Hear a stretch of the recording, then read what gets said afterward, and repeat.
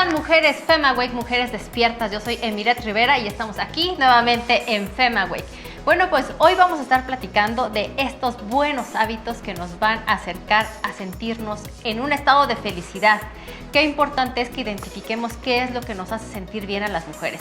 Por ejemplo, los hobbies, que también nos pueden ayudar. ¿Qué tal el hábito de la lectura? También hoy vamos a estar platicando de por qué es importante acercarnos a los libros para ampliar nuestro mundo, para ampliar nuestro horizonte creativo y sobre todo ver el mundo desde una visión más enriquecedora. Así es que bueno, pues sin más comenzamos. Esto es FemAwake.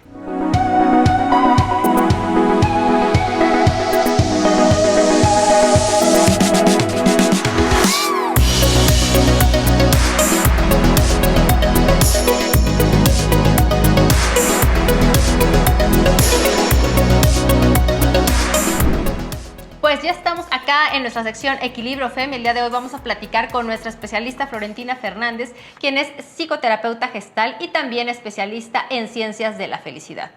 Porque mujeres despiertas, pues sí, hay que construir esa vida de felicidad que todas nos merecemos, pero ¿cómo le hacemos? ¿Qué tenemos que cambiar en nuestra mentalidad, en nuestros hábitos? Pues el día de hoy ella nos va a dar luz de este tema. ¿Cómo estás, Florentina? Muy bien, muchísimo gusto, muy feliz de estar otra vez acá para hablar de un tema tan, pero tan extraordinario como es la felicidad, como es nuestro bienestar, como es esta posibilidad enorme que tenemos todas las mujeres y los seres humanos de sentirnos cada vez mejor. Cuando digo cada vez mejor, voy a empezar con una cosita que es bien importante. Hay algún teórico que dice algo maravilloso, que es estar mejor es estar bien. ¿Sí? ¿Y qué significa eso? Es comenzar a preguntarnos cómo nos sentimos en este momento. Si me siento cómoda o me siento incómoda con mi vida y con la vida que estoy llevando. Y dice algo también muy increíble, que es prestarle atención mucho a la incomodidad. Esa incomodidad es muy sabia porque es donde nos dice, cuando le prestamos mucha atención y la observamos con detenimiento, nuestra incomodidad nos va diciendo para dónde movernos, ¿sí? Hacia dónde queremos ir. Hay veces que no nos animamos a movernos porque no prestamos atención a dónde estamos y qué es lo que queremos realmente de la vida. Aparecen mucho las creencias limitantes, que es un tema que ahora está como muy de boga, ¿no? Muy de moda hablar de creencias limitantes. ¿Y qué significan las creencias limitantes? Bueno, significan justamente todos esos limitantes que nos ponemos en la experiencia. Cuando nos decimos no puedo, no soy, no tengo. Bueno. Oye, pero a ver, ¿por qué normalmente vemos tan lejana esta idea de ser felices o de sentirnos felices? O sea, ¿por qué lo vivimos o lo experimentamos desde una idea de un instante que nos puede producir eso, o una forma de estar, o un tener? Incluso muchas personas no lo llevan a este tema de tener, de la posesión. ¿Por qué nos cuesta tanto trabajo desde nuestra mentalidad ver a la felicidad como algo que no es tan sencillo acceder a ello? Vamos a ver si hoy lo podemos como enchufar una cosa con la otra. Las creencias limitantes tienen una gran base, que es, las vamos recibiendo desde nuestros lazos de amor, por eso son tan dificultosos a veces cambiarlas, y desde ahí, aunque no lo podamos creer, tiene mucho que ver cómo nos hemos criado, la mirada también que tenemos en la vida. Eso no significa que no sea movible y que no podamos justamente romper las creencias y los patrones de creencia y poder de verdad encontrar una forma de ser felices. Para encontrar una forma de ser feliz que no tiene que ver con la alegría, a pesar de que la alegría es un condimento muy importante en la vida y es muy necesario que todos los días nos detengamos, aunque sea 5 minutos, a reírnos, ¿sí? El sentido del humor es el primer pasito diminuto para poder encontrar una vida placentera y feliz. ¿Por qué? Porque se hace un reseteo del cerebro y se hacen reconexiones neuronales que nos despiertan justamente este sentido de felicidad a largo plazo, donde no necesito nada para ser feliz, simplemente el estar. Las creencias de que voy a ser feliz cuando tengo una casa más grande, un auto más lujoso, otro trabajo, mejor la relación, cuando me mude de casa, cuando me mude de país, eso tiene que ver con una hormona que lo que hace es llevarnos al placer-displacer. Entonces, tengo una casa más grande, pero pronto me va a parecer chica. Voy a tener un mejor auto, pero pronto me va a parecer que no es tan bueno. Voy a tener mejoras en muchas cosas, pero es como una búsqueda constante. Entonces, lo que yo siempre les digo a mis pacientes es, primero detengámonos. Como dicen los budistas, es cuando necesitemos cambiar algo, lo primero es detenerse para poder observar. ¿sí? De manera que pueda saber en qué lugar del mundo estoy para ver para dónde quiero agarrar. Entonces, cuando yo me detengo, tengo la posibilidad de saber si, por ejemplo, tengo un hobby, si tengo una pasión, si algo de verdad disfruto de la vida, y entonces comienzo a caminar por ahí o retomo eso para volverlo a traer al presente. ¿Sí? ¿Por qué? Qué bueno que lo estás enfocando desde ahí, Florentina, porque me hace todo el sentido. El estar felices tiene que ver con eso, con una forma de estar. Es como cuando decimos, yo soy una persona saludable, tiene que ver con los hábitos de todos los días, con lo que nos decimos, lo que comemos, la actividad física. Entonces, el estar felices tiene que ver con una condición que te implica, pues, actuar la felicidad. Como tú decías, si es reír, hacer este hobby.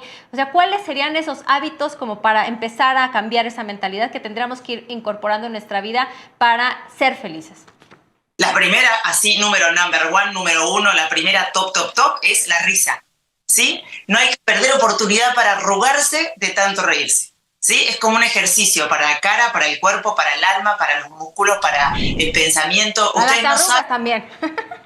Pero ustedes no saben, no tienen ni idea lo que impacta en cada célula nuestra. Nosotros estamos compuestos de 50 trillones de células. El impacto energético que tienen cada vez que nos reímos a carcajadas, se ponen felices. ¿Y qué pasa? Hay mucha remisión de toxicidad. Entonces, lo primero es la risa. ¿Por qué? Porque la salud mental, física, emocional, relacional, la forma de estar en la vida, impacta directamente desde lo positivo. Venga, la segunda... ¿Cómo? Una más. Y la segunda cosa es, tenemos que tener mucho cuidado qué escuchamos, ¿sí? Fíjense qué música escuchan, qué cosas escuchan, qué podcasts escuchan, qué tipo de películas ven, ¿sí? Hay que cuidar lo que entra por los ojos, lo que entra por los oídos, lo que tocamos, a lo que nos dedicamos, a lo que dedicamos nuestro cuerpo y nuestro estar, nuestro tiempo. Es muy importante empezar a descubrir y a depurar nuestro día. Si yo estoy el 80-90% del día pensando en negativo, viendo noticieros negativos, escuchando música un poco negativa o muy negativa o violenta, si me expongo en lugares donde también lo que me hacen es como restringirme esta creatividad y tengo relaciones que también me restringen y me digo cosas horribles, indudablemente mi sentido de protección va a ser que me quede chiquitita. Y entonces lo que necesito es ampliarme. Es agrandarme. ¿Cómo me río? Con la risa es la primera ampliación. ¿Por qué? Porque todo el diafragma se mueve, todo lo que tiene que ver con el pecho. Físicamente nos ampliamos con la risa. Me voy a quedar con esas, Florentina. Si estás de acuerdo, vamos a empezar a reír, vamos a empezar a ampliar nuestro pecho y empezar a recibir ese estado de bienestar que nos da, pues, el practicar la felicidad. Gracias, a mí me da mucha felicidad verte hasta allá, hasta Canadá que estás. Pero bueno, vamos a seguir en contacto y el siguiente programa platicaremos de los siguientes puntos, ¿te parece? Para ponernos ya en tono felicidad. Gracias, Florentina. Es un tema extraordinario, así que hay que seguir hablando de felicidad porque lo podemos hacer. Te mando un abrazo enorme y a todos también. Gracias, Florentina Fernández. Vamos de volada a un corte y regresamos. Estamos en FemaWeek.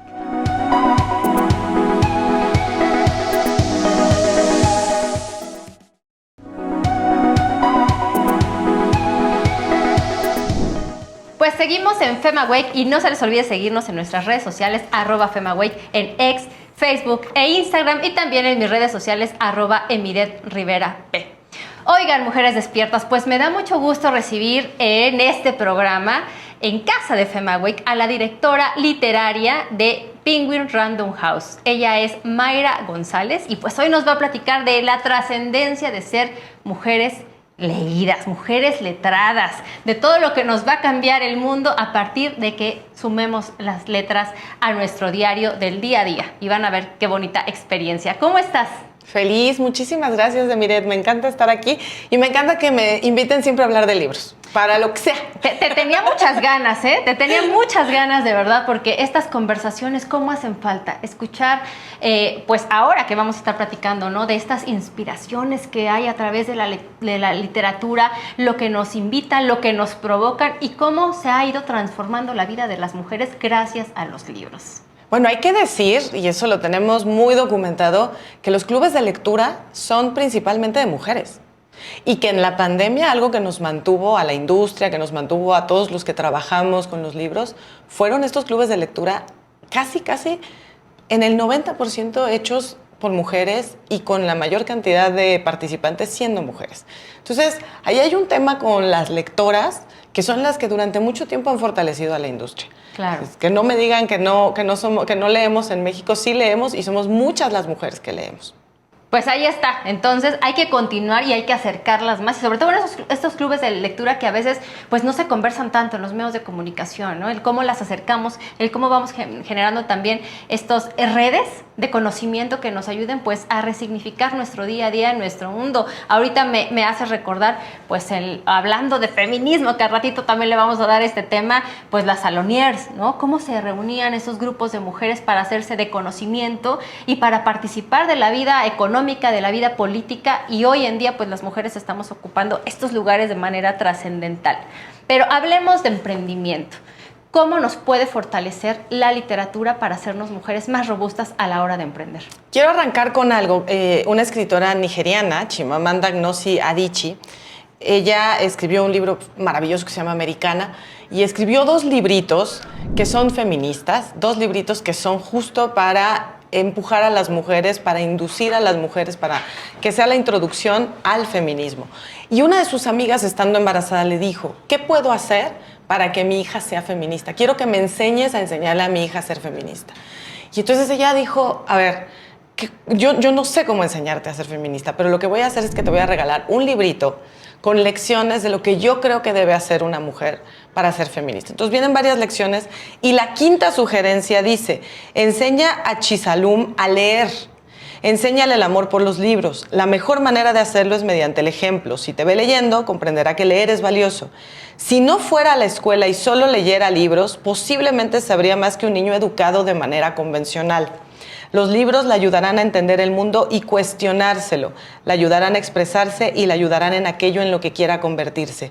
Una chef, una científica, una cantante, todas ellas se benefician de lo que se aprende leyendo. Ahí está. Pues sí, porque sin duda cuando empezamos a tener estas miradas más críticas del mundo, de ir encontrando respuestas a tantas interrogantes que tenemos, cuando tenemos un proceso creativo de un proyecto que queremos hacer, de darle un nuevo sentido a nuestra vida, seguramente lo vamos a encontrar a través de la literatura, de la buena literatura. Claro, la palabra clave en esto que acabo de leer de Chimamanda es cuestionárselo. ¿No? Algo que tenemos que hacer todo el tiempo es cuestionarnos las cosas.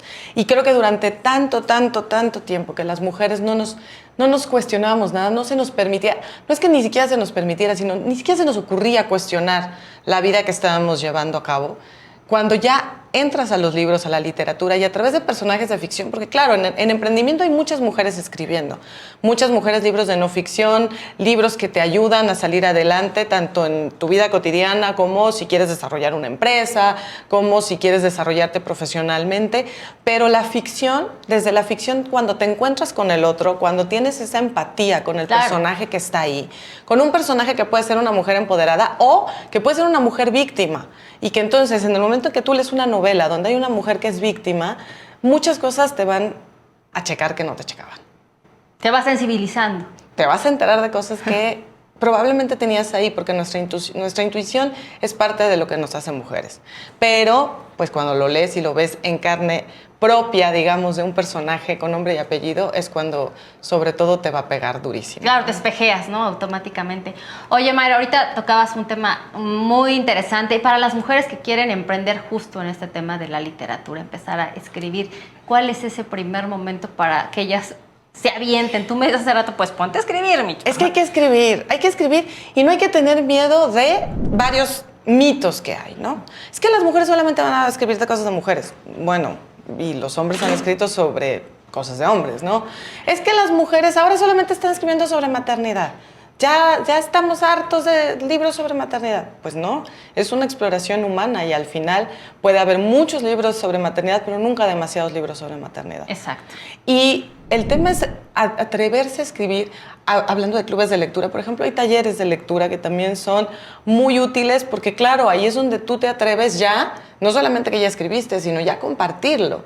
Ya que alguien más te escuche, te critique, hay que aguantar la crítica. Eso es bien importante porque si quieren llegar a un taller en donde les digan qué bonito escribes, mejor dénselo a su mamá o a su abuelita y van a ver que les van a decir que escriben muy bien. Sí. Oye, Mayra, pero ¿y es buen negocio? O sea, ¿tú sí invitarías a que las mujeres emprendedoras se animen para escribir este 2024 su primer libro? Sí, es buen emprendimiento. Lo que pasa es que, a ver, económicamente tampoco vamos a decir que alguien puede vivir de lo que escribe. O sea, la escritura normalmente, el oficio de escribir y de publicar va de la mano de muchas cosas, que entonces sí tiene que ver con el emprendimiento. Va de la mano de que entonces das clases o tienes espacios de conferencias o tienes espacios de talleres o tienes otros espacios que van acompañando la publicación y la escritura.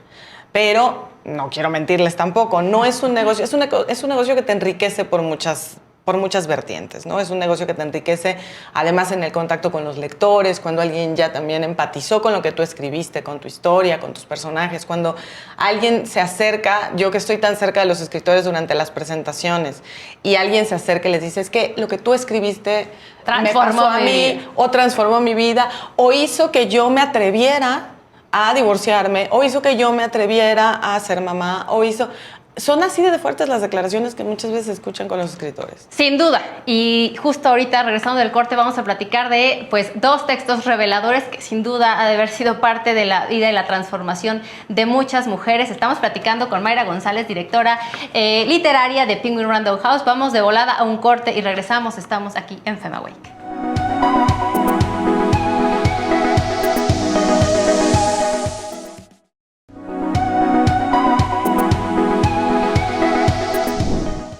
Pues seguimos en FemaWake. No se les olvide seguirnos en nuestras redes sociales, @FemaWake en X, Facebook, Instagram y también en mis redes sociales, @EmiretRiveraP. Bueno, pues antes de irnos a corte, hablábamos de la trascendencia de la lectura, de cómo estas herramientas nos pueden permitir este 2024 hacer pues de nuestros emprendimientos que sean un éxito o al menos abrirnos un mundo de posibilidades desde donde podemos resignificar e interpretar con más herramientas nuestro mundo tan complejo para todas las mujeres. Y bueno, hoy platicando con Mayra González, directora literaria de Penguin Random House, justo pues el día de hoy nos va a acercar a la literatura, a 2 joyas de la literatura, podríamos decirlo así, para quienes nos asumimos feministas, que es un tema a veces provocador, ¿no? Un tanto incómodo, pero bueno, pues la literatura al final del día también nos hace ser incómodas y ser inquietas. Sí, que nos incomode siempre, que salgamos un libro diferente, aunque sea poquitito, después de haberlo leído. Un clásico pues ya de tiempo y un clásico moderno, ¿no? Venga. Ficción y no ficción. Empecemos por El segundo sexo de Simone de Beauvoir, que tenemos que estar en contexto. Simone de Beauvoir con este libro ha sido muy criticada, desde esa época hasta la actualidad por muchas feministas. Hay que entender que este libro se escribió en el 49, se publica en el 49. El movimiento en Francia no sería sino varias décadas después. Entonces, ella ya era precursora con este texto. Un texto en el que, ¿cuál es el segundo sexo? ¿Por qué hay un sexo y hay un segundo sexo? ¿Por qué uno es uno? Es decir, el hombre es uno y nosotras somos el otro. Cuestiona todo lo que tiene que ver con destino. Es que naciste mujercita y entonces, como naciste mujer biológicamente, todo lo que te corresponde hacer de aquí en adelante es A, B, C, D. Siendo A, casarte, siendo B, teniendo hijos, siendo sumisa a tu pareja, etcétera, etcétera. Cuestiona como el hecho de que hayas nacido con algún tema biológico no te define. Habla acerca de temas, estamos hablando del 49, de temas que ahorita pueden causar todavía y causan mucho escozor. Habla de temas como el aborto.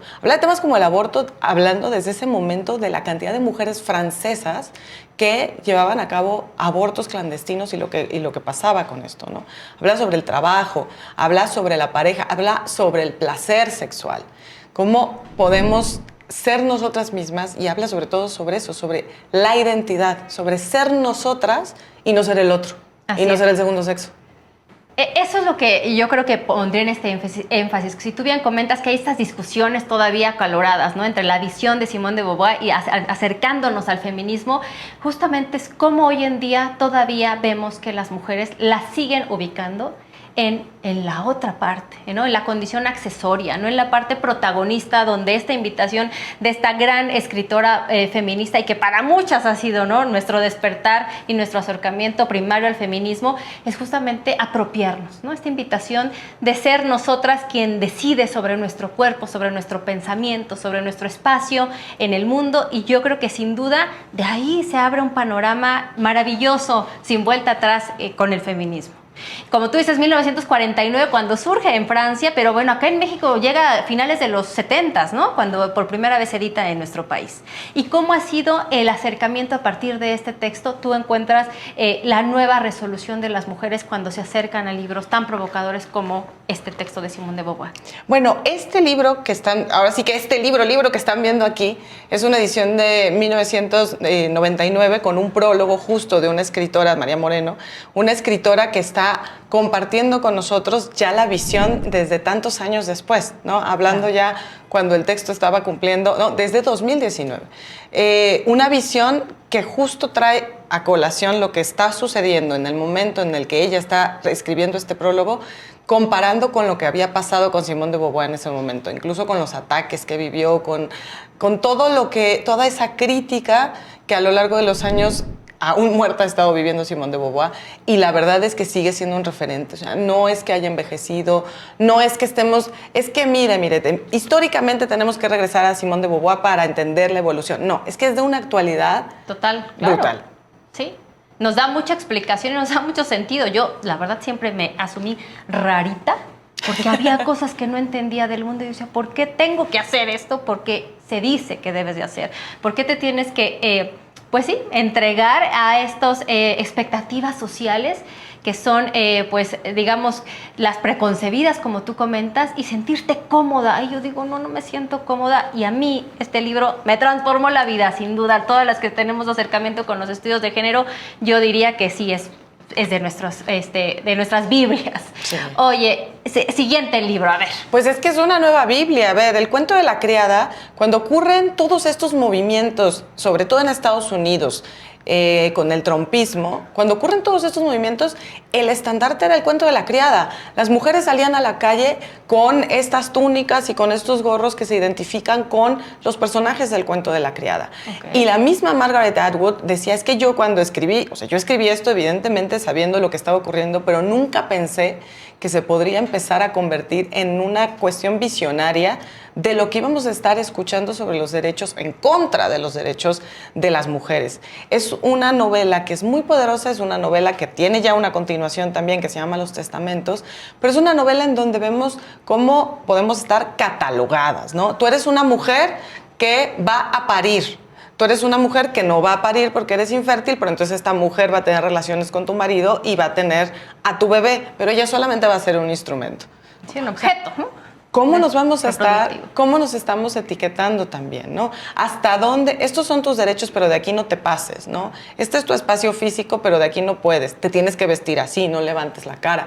Todo lo que viene en el cuento de la criada es algo que nos llama en este momento y que habla y dialoga con nosotras. Pero además, lo interesante del cuento de la criada es la rebeldía. Por supuesto que ahí es donde está también el detonante de la lectura, y por eso estaban acompañándose de este libro en las manifestaciones, porque hay un personaje que es rebelde, porque hay un personaje que cuestiona, porque hay un personaje que está buscando y rascando en el pasado de una vida libre, que además pensemos que el cuento de la criada parte de que todas estas mujeres tuvieron un pasado libre. Eran mujeres que trabajaban, la protagonista era una mujer que trabajaba, cuando de pronto un gobierno totalitario transforma por completo las cosas. Ahí está, mujeres. De verdad, opciones hay muchas y gracias, de verdad. Qué rico platicar contigo. Te propongo que hagamos una sección de libros de las mujeres tráeme, yo vengo.